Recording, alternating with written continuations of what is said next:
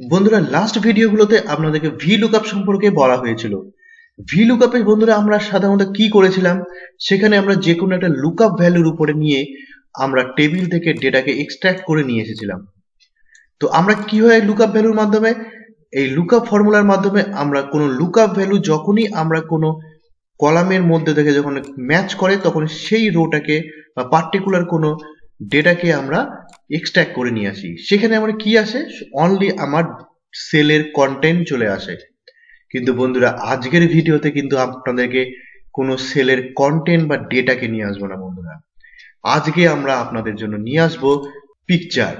দেখুন বন্ধুরা, আমরা একটা টেবিল তৈরি করেছি, সেই টেবিলের প্রতিটা সেলের মধ্যে একটা করে পিকচার সেট করেছি। ওকে, এইবার দেখুন বন্ধুরা মজার জিনিস, আমি এখান থেকে যখনই যে কোনো একটা লিস্ট আমি সিলেক্ট করছি ওয়ান্ডারগুলোর মধ্যে তাজমহল, সঙ্গে সঙ্গে আমার তাজমহলের পিকচার অটোমেটিক লুকআপ হয়ে চলে আসছে বন্ধুরা। দেখুন কি দুর্দান্ত একটা ভিডিও আপনাদের সামনে নিয়ে এসেছি। প্রথমবার এই ধরনের ভিডিও হয়তো আপনারা দেখবেন যে কোনো পিকচারকে কি করে লুকআপ করা যায়, কি করে পিকচারকে সার্চ করে টেবিল থেকে ডেটাটাকে তুলে নিয়ে আসে, পিকচারটাকে নিয়ে আসে এখানে আমরা সেট করতে পারি বন্ধুরা। তো আজকের ভিডিওটা কিন্তু আপনাদের কাছে দারুণ ইন্টারেস্টিং হতে চলেছে বন্ধুরা, শেষ পর্যন্ত ভিডিওটা দেখবেন।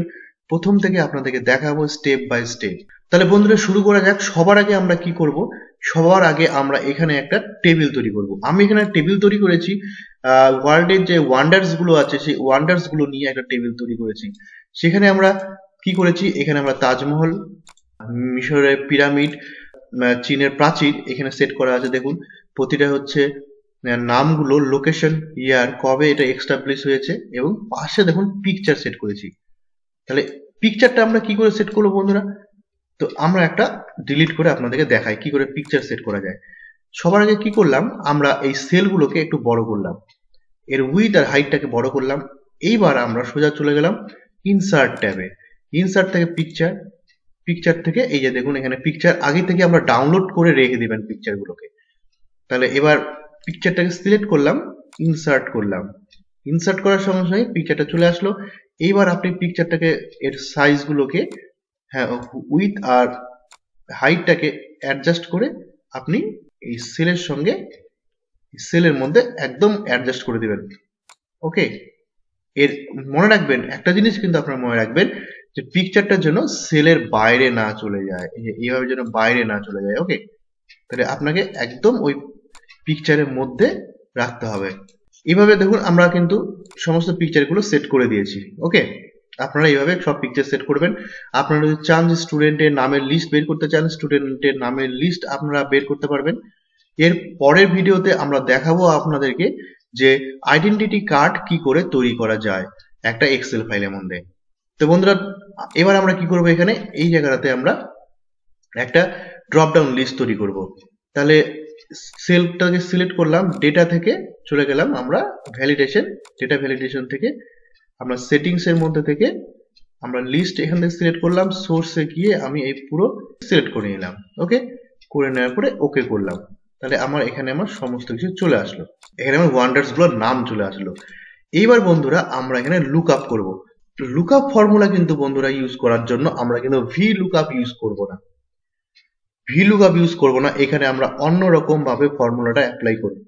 চলা যাক কি করে আমরা আমরা অ্যাপ্লাই করব। তো অ্যাপ্লাই করার আগে বন্ধুরা আরেকটা কথা ভালো করে বলি যে আমরা কোনো সেলের মধ্যে কিন্তু আমরা কোনো ফর্মুলা অ্যাপ্লাই করব না। আমরা সাধারণত সেলের মধ্যে অ্যাপ্লাই করেছি ভি লুকআপ, সেখানে আমরা কিন্তু সেলের কন্টেন্টটাকেই আমরা নিয়ে আসতে পেরেছি। পিকচার কিন্তু সেলের মধ্যে কোনো ফর্মুলা অ্যাপ্লাই করে কোনো পিকচারকে নিয়ে আসা যাবে না।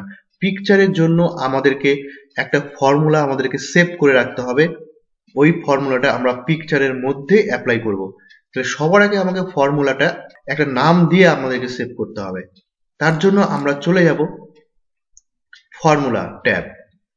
ফর্মুলা ট্যাবে গেলাম, সেখান থেকে দেখুন কি আছে, নেম ম্যানেজার। নেম ম্যানেজারে ক্লিক করলাম, এখান থেকে নিউ এ ক্লিক করলাম। নিউ এ ক্লিক করার পরে এইবার আমি এখানটায় নাম দিব ওয়ার্ল্ড। আপনারা যা ইচ্ছা নাম দিতে পারেন, আমরা এখানে নাম দিলাম ওয়ার্ল্ড। দেওয়ার পরে নিচে দেখুন রেফার টু, এইখানে আমরা ফর্মুলাটা লিখব। কি ফর্মুলা লিখব, এইখানে কিন্তু আমরা ইন্ডেক্স ফর্মুলা লিখব। ওকে বন্ধুরা, ইন্ডেক্স ফর্মুলা। দেখুন কি করে আমরা ফর্মুলাটা লিখছি। প্রথমে ইন্ডেক্স ফার্স্ট ব্র্যাকেট। এইবার আমরা ইন্ডেক্সটা কার উপরে করব? পিকচারের ভিতরে যে সেলগুলোকে আছে সেগুলোকে সিলেক্ট। পিকচার কিন্তু সিলেক্ট করলে হবে না, আমাকে করতে হবে সেলগুলোকে। এই যে দেখুন এবার কিন্তু সুন্দরভাবে হয়ে গেছে। এই যে দেখুন এইভাবে আমার পিকচারের সেলগুলোকে সিলেক্ট করবো বন্ধুরা, পিকচার না, এই কথাটা মাথায় রাখবেন। ওকে, সিলেক্ট করে নিলাম। তাহলে আমার ইন্ডেক্স কি হলো? ইন্ডেক্সের হচ্ছে প্রথমে হচ্ছে আমার অ্যারেটা নিলাম আমরা, নেওয়ার পরে কমা।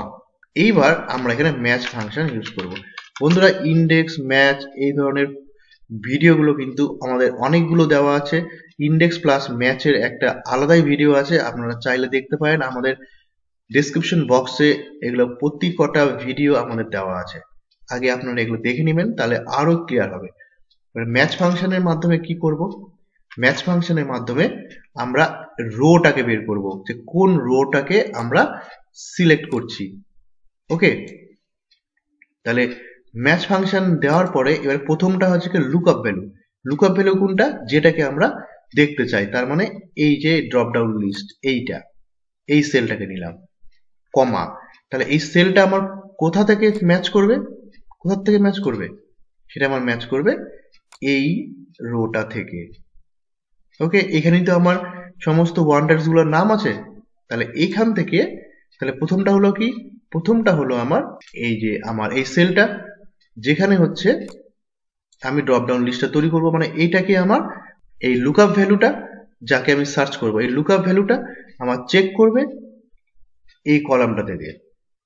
এই কলামটা থেকে যদি পেয়ে যায়, যখন পেয়ে যাবে তখন সেই রোটাকে আমার কোনটাকে তুলবে? আমার তুলবে এই সেলটাকে। দেখুন ইন্ডেক্স, প্রথমে ইন্ডেক্স দিয়ে প্রথমে দিলাম হচ্ছে এই পুরো কলামটা দিলাম, পিকচার যে আছে সেই সেলগুলোকে আমার সিলেক্ট করলাম। করার পরে তারপরে ম্যাচ দিয়ে আমি কি বের করলাম?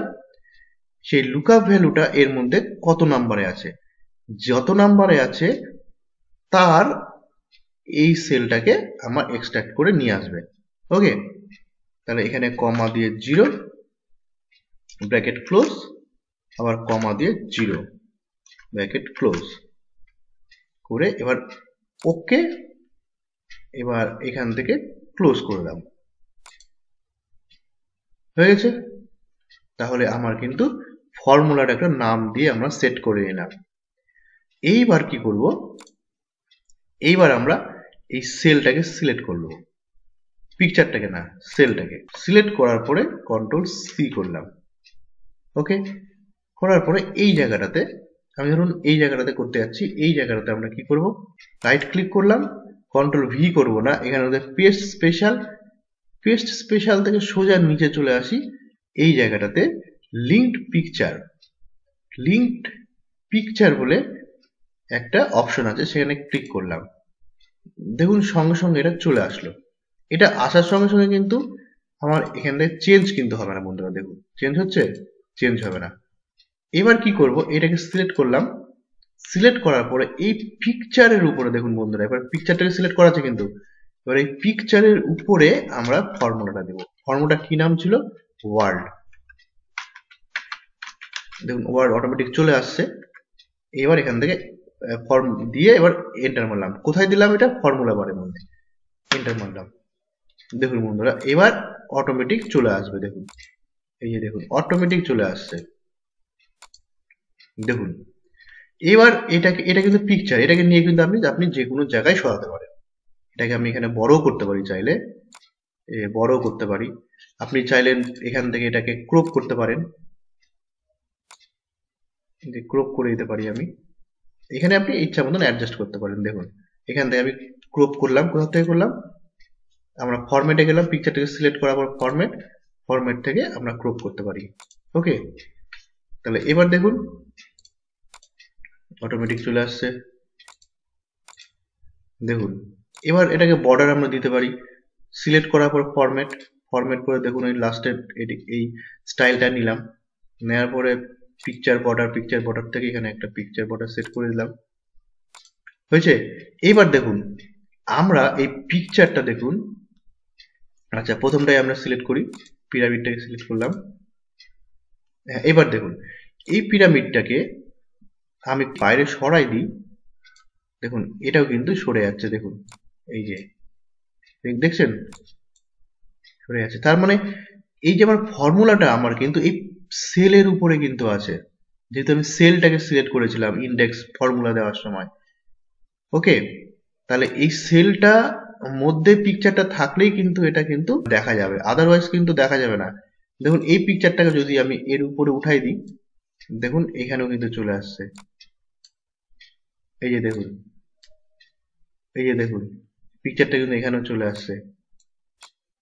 এইভাবে আমার যখন আমি অ্যাডজাস্ট করব পিকচারগুলোকে, প্রত্যেকটা কিন্তু সেলের ভিতরে করতে হবে, বাইরে গেলে কিন্তু এখানেও ঠিক মতন অ্যাডজাস্ট হবে না। ওকে বন্ধুরা, এইভাবে আমরা পিকচার নিব, পিকচারগুলোকে সেট করব। তো এইভাবে আমরা নেক্সট ভিডিওতে আমরা নিয়ে আসবো আইডেন্টিটি কার্ড কি করে তৈরি করতে হয় এক্সেলের মধ্যে, অটোমেটেড আইডেন্টিটি কার্ড। আজকের ভিডিওটা যদি ভালো লেগে থাকে তাহলে অবশ্যই লাইক, শেয়ার এন্ড সাবস্ক্রাইব করে রাখবেন নেক্সট ভিডিওগুলো দেখার জন্য। ততক্ষণের জন্য ধন্যবাদ।